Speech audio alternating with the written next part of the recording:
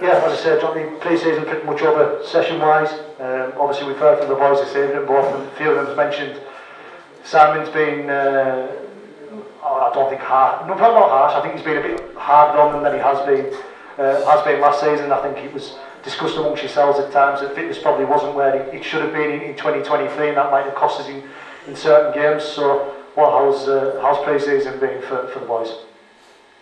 Well, officially we're still in pre-season, we're only halfway through it. So right from the start that we don't, the first league games are 17th of March, so even though we've got a game tomorrow and a game next week, and even the 1895 and the Challenge Cup, that's just all extensions of our pre-season, and we're getting ready for that 17th of March swinging at home. So the boys, these boys here who's still here, need to think that's pre-season finished because we're still going to be doing the tough stuff, especially on Tuesdays. We've sort of changed our philosophies as a coaching group. We had a couple of meetings pre-season wise, and I think we've just gone back to basics, mate, and it's probably the hardest pre-season I've done, being at this level. I feel this is my 11th season we've been working, and that's probably been the hardest 6-8 week I've known, which is good. It's what we needed, and I think especially with the numbers we've got, we want everybody bouncing. I don't like getting niggly injuries like we have done in the past because they're not fit enough. You never say like say Callum Phillips, touch wood, get a hamstring or a glute injury or a calf injury because his body's that fit and he's durable with it. So we've still got, like you say, the games are coming up, starting tomorrow, and we're just going to use them as extensions of pre-season and getting things right regarding effort areas and attitudes towards how we approach games and get the basics right in them, and then hopefully by the 17th of March we'll be in full swing, ready for swinging. You've mentioned that obviously, in terms of sort of fitness-wise, you've mentioned obviously lads did pick up a lot of sort of niggly injuries last season. Your squad's smaller at the moment compared to sort of last season. I think it's 23. I think we've announced now. Still irons in the fire. Are you looking to bring anyone in? Is the potential of any trialists joining yourself ahead of the league season? Yeah, obviously, 23. If everybody stops fit, 23 is enough, isn't it? Now that's the thing, and that's why we've changed a bit like how we are training. Partly, not all because of that, but partly because of that. Keep the lads on the field. So if everything goes according to plan, but it's rugby league, isn't it? Things don't go according to plan, and hopefully, if we do get a couple of injuries, we'll fetch some loans in. Or we are still actively looking to answer your question.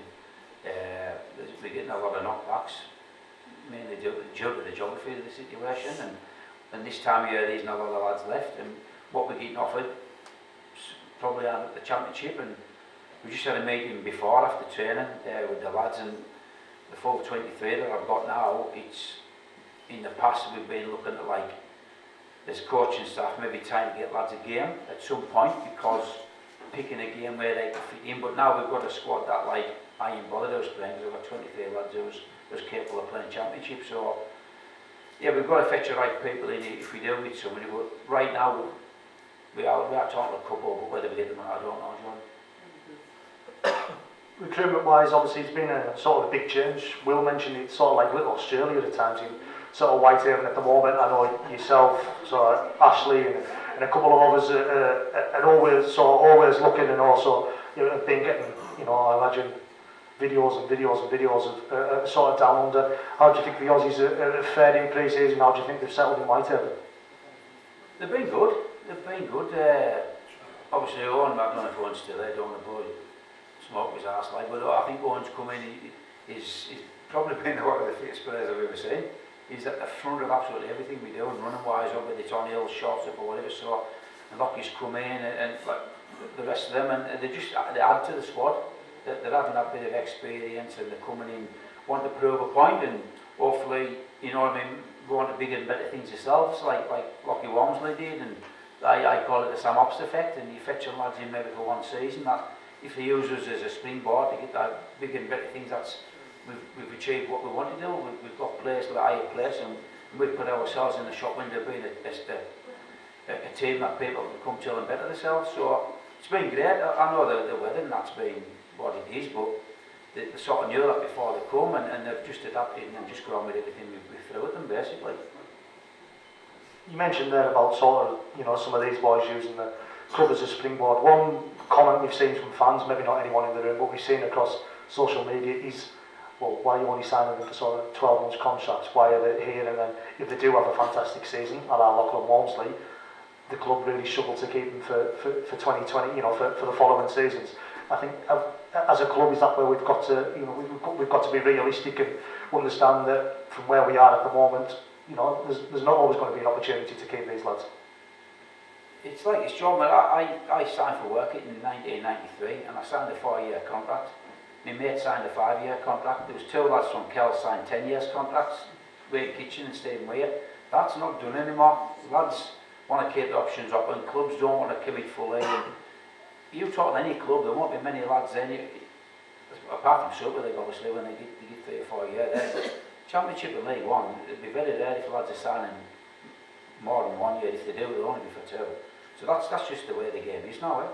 And obviously you mentioned about a big Australian contingent.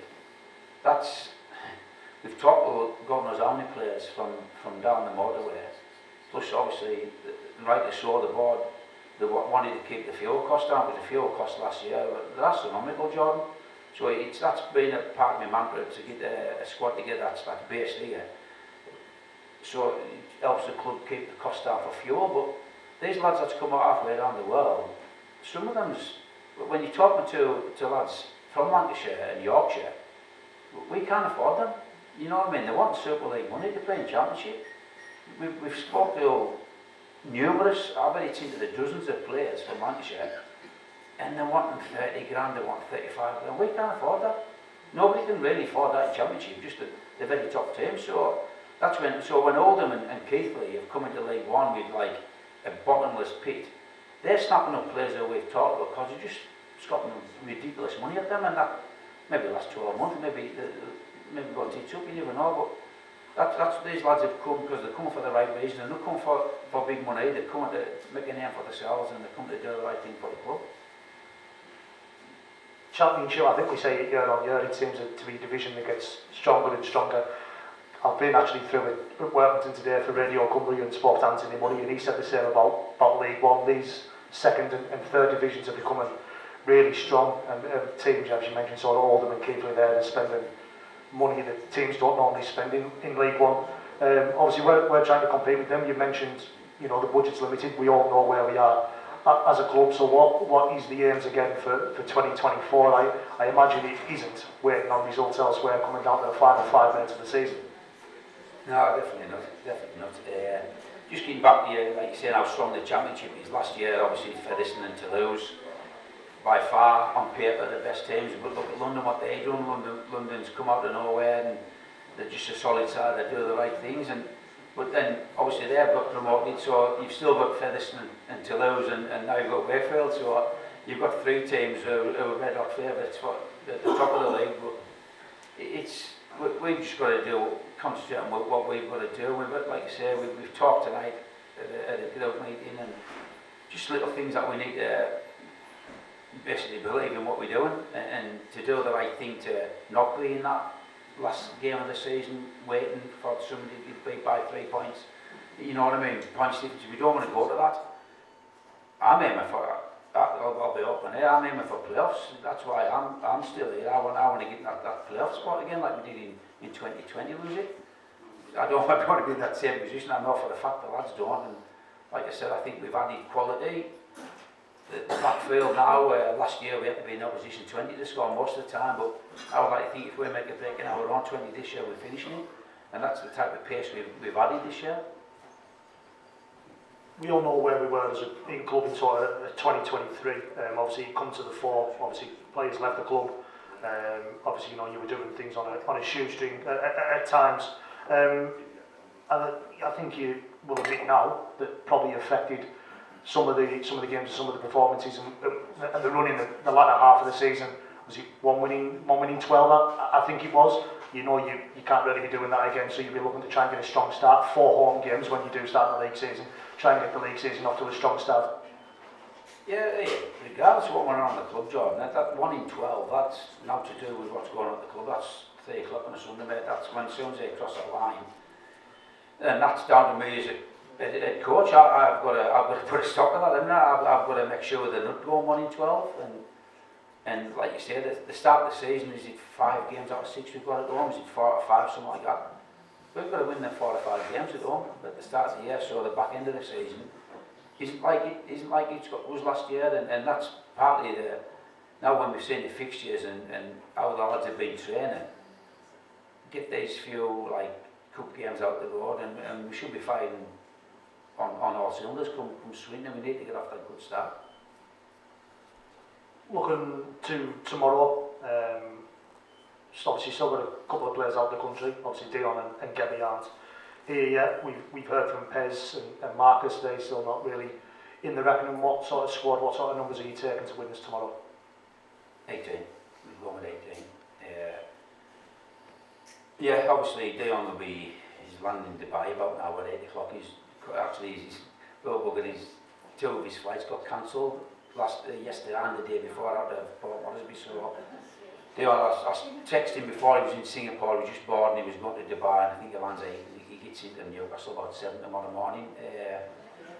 Gebby, Amanda's sorted his visa out. It was a 15-day turnaround with that, but they come back with a couple of questions, maybe had a week on, I don't know. I would like to think by the end of this month we're booking his flight for like the near future.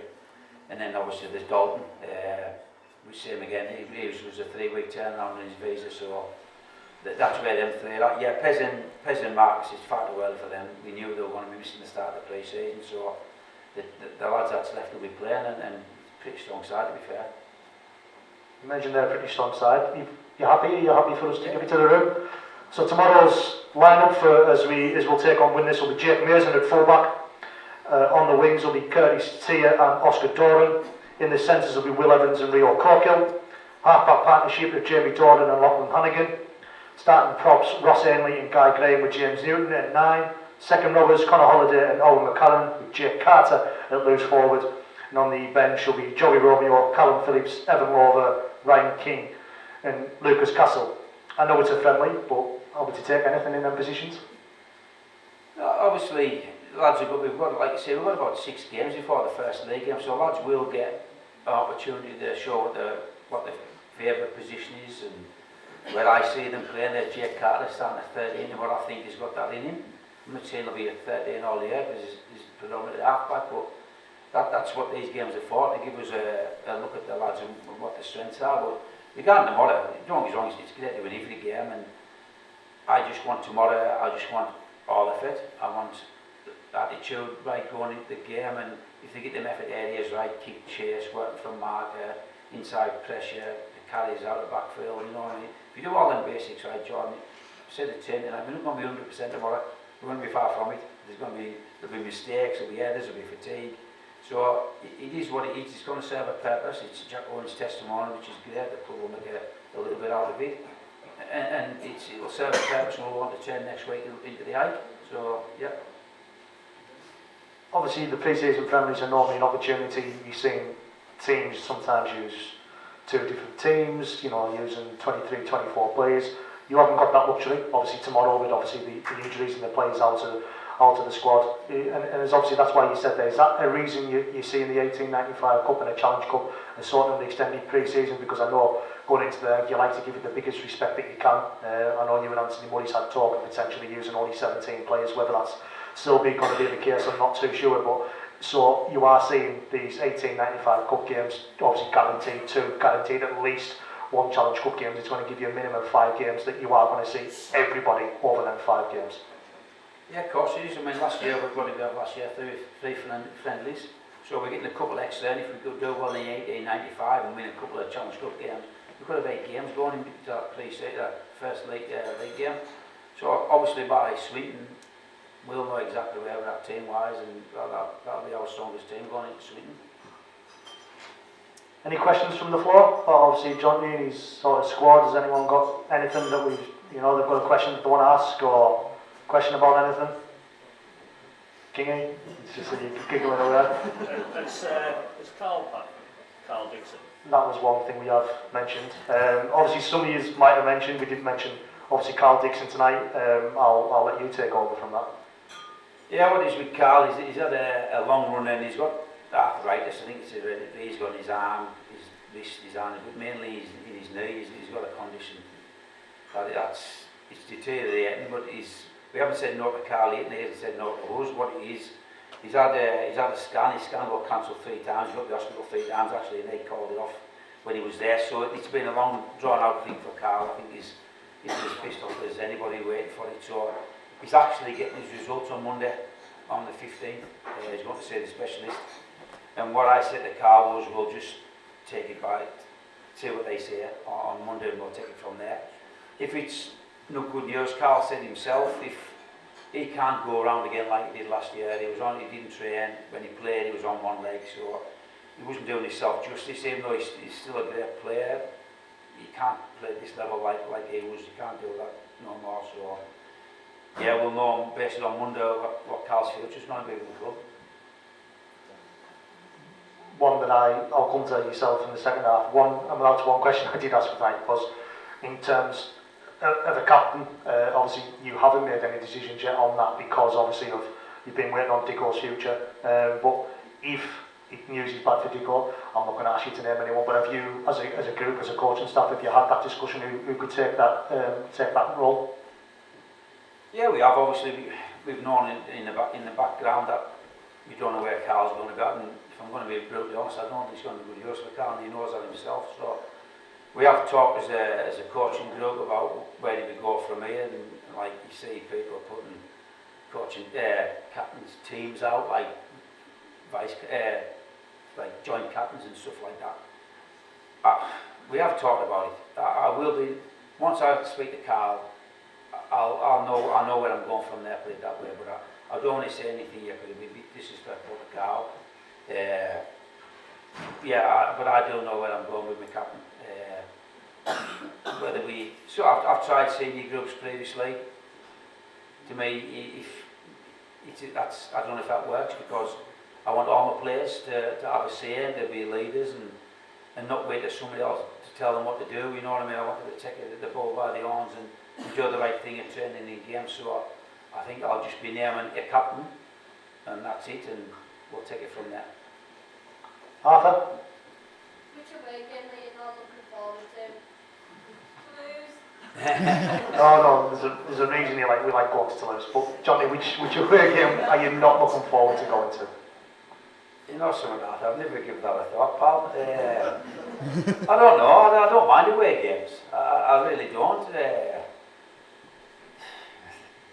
It's for us coaching staff, our work's done and through the week, and it's a bit of a 10-minute talk before the game, and it's just a case of watching the lads hopefully get a win. But like I say, any away game's a good game to go if you're coming back on the bus and it's a win. But yeah, I don't know. There isn't anywhere I particularly think I'm looking forward to going there, because hopefully, anywhere we go, we'll be in and around the points, getting games won, and if we know, we'll put a good performance up. So that's all I'm bothered about, mate. Anyone else in the room like to ask Jonty a question? Anything that we've missed? Anything that you think we should be covering that we haven't?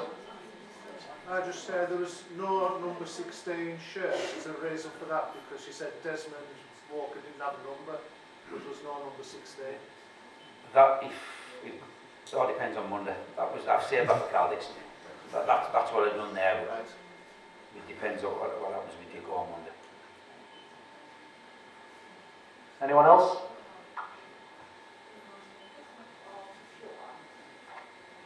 I think you might be up there. Thank you very much, Jonty. Obviously, what's that time? Well, it's only 29, not too bad. But I know you've still obviously got your preparation for tomorrow, so obviously, thank you very much. Thanks for giving up your evenings. Yeah, just thank everybody for coming, really. And despite what people here out and about around town, I just want to basically thank the board for sticking by the club. There's many a time these guys could have just they've had enough, but I think we're through the back end of that now. I think the club's in a better place than it was 6 months ago, and hopefully 2023 will be forgot about, and we'll get on with 2024 and make it a better year.